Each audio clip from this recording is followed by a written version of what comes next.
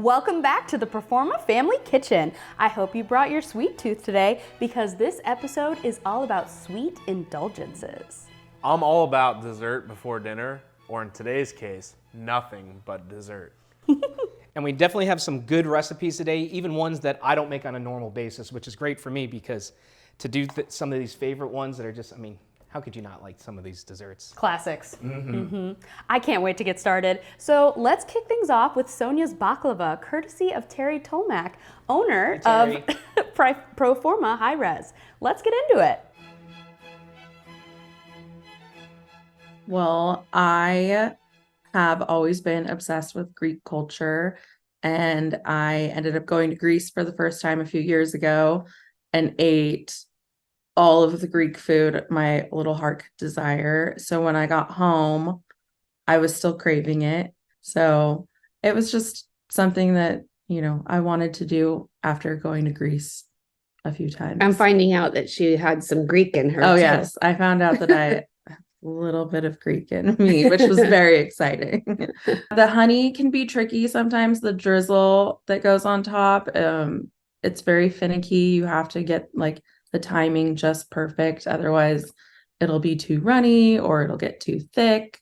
So that can be a little tricky, but other than that, my tip would just be don't eat it all in one sitting. that's hard to do. It's really hard because it's so good, but try it. You'll like it. Yeah. You'll love it. You'll want more of it. So we have some toasted walnuts, some pistachios, some sugar. I like this that it was put everything in there and then mix it together. Usually I've done the nuts separate and then combine them later. And then we have our spices, always good spices in a good baklava. This is cardamom. We have cinnamon and nutmeg in there as well. Now we're gonna get our lid on there. We're gonna pulse them up a little bit. Smells really good. I'm gonna press the pulse button there a couple times. Yes, I can press buttons. There you go. Yes, you can. Holy guacamole. Oh my goodness. I cannot press the button. Okay. How far? How long? That's good.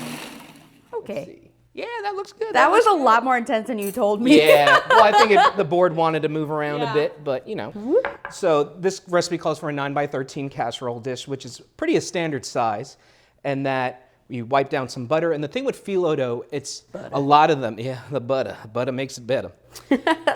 It's so thin. In fact, I can admit I've never made phyllo dough from scratch. It's a lot of work. I'm sure. So we'll have Mike do it. Great. So another thing with phyllo dough is every layer you brush with butter. So you put a layer, you push some more butter. So put in. So right now, just like the recipe says, that's 7 pieces of phyllo dough. What I did is I took the pieces, put the tray on top of it, and then cut it out in the shape, which is pretty close when it comes packaged. So we're gonna put about half of that mixture on there. Oh, half. Okay. You can dump it on there. Yeah. Let's wait.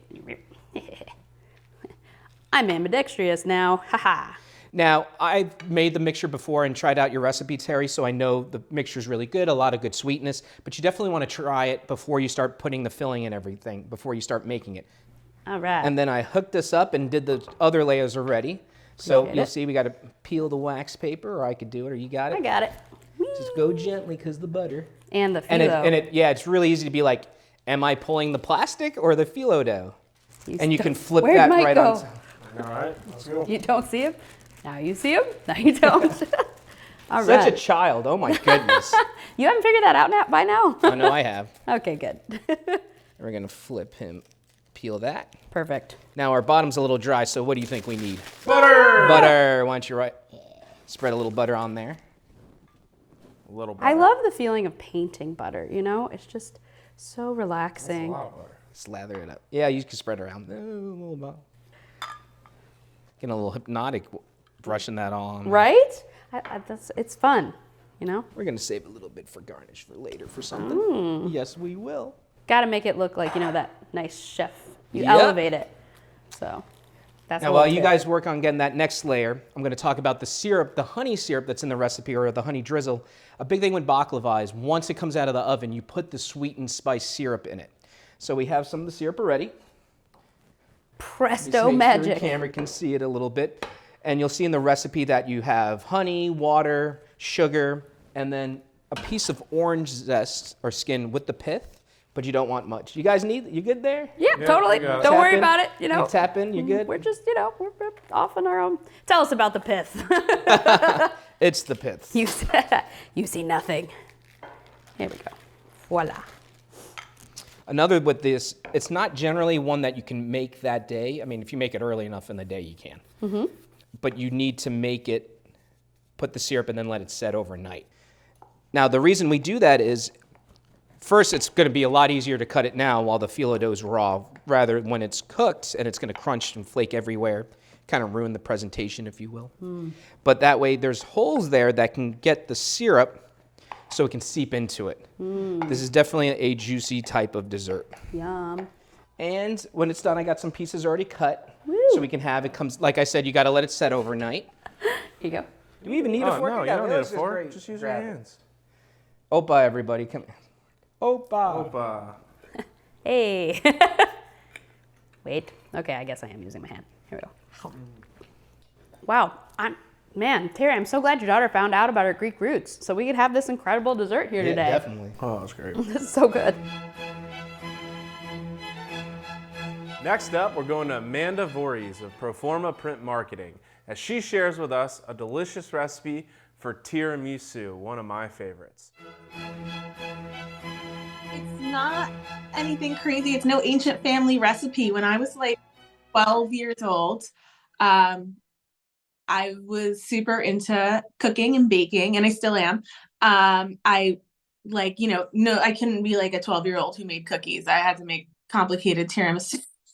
So I found it, and my parents were like, all right, because we lived in North Jersey. So, we had a couple Italian markets nearby. So getting the ingredients actually was not a problem.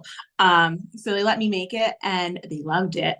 And I've been making it now for the last 25 years. I am begging you not to use cream cheese or cream in this recipe. The mascarpone is the crux of the operation, okay? So we're going to do a little battle off between the two of you, not to get too competitive, right? So we have Team Catherine. She's going to be whipping. I'll have it just add, but don't turn your machine on yet. Yes. Add your egg yolks Can to do. your mixer. I cannot wait to see Mike try and use his. Game on. Yeah. You want to go? And some sugar as well. All righty. And then, Mike, you can add your egg whites to yours. All right. Lower it down. You got them locked? Let's say, what do you do next, babe? Yep, I'm locked. All right, and turn them on. You're going for stiff peaks, babe. I'm You going to know, win. No way. You don't even know what you're looking for. I mean, I'm I know looking what- for peaks of Yeah, something. I can't. What's a peak look like in egg whites? It's getting fluffy, so that means it's doing You're something. doing good. Yeah. Fluffy's good.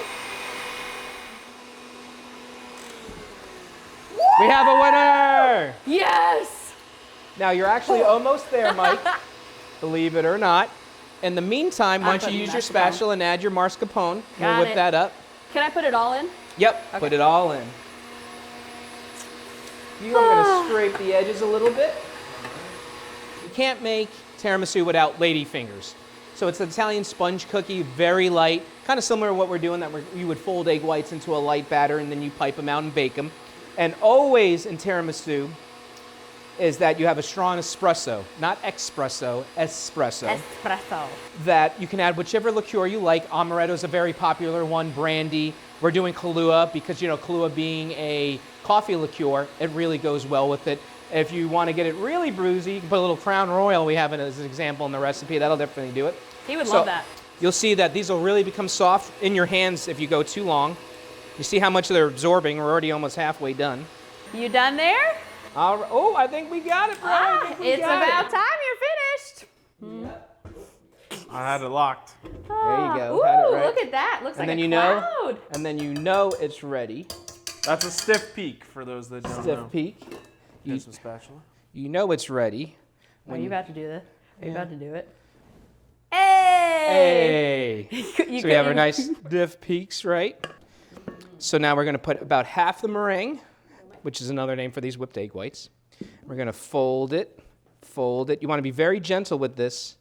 In fact, we got great color on this because we got some bougie pasture-raised egg yolks in there. Ooh. So just until combined, keep going, keep going. And then we're gonna spread half of this. This got such a yellow color. It does. This shows you how much of a difference because a lot of times tiramisu, it's like very white. All right, so we're gonna spread half of this on here. Now we gotta do our next layer. Next So I'm round. doing about 3 at a time because we figured it out that there's 6 in each layer. All right. All right. 1, 2. Cocoa powder on the top, I like the dispenser you have. the shaker, or it's Yeah. called a dredger if you want to be fancy with the kitchen terms. So this, give it a tap so you know there's no air, and this will go in the fridge overnight. And fast forward, we have some all ready to go and try, guys. All right. My sweet tooth is ready to go, and I cannot wait to try this. You guys go first. All right. I could eat that slice easily on its own. I know it. Wow. Good show. See you guys. Thank you to the Tomac family as well as Amanda Vories for these great recipes. Until next time, Proforma family, remember to Chef it up!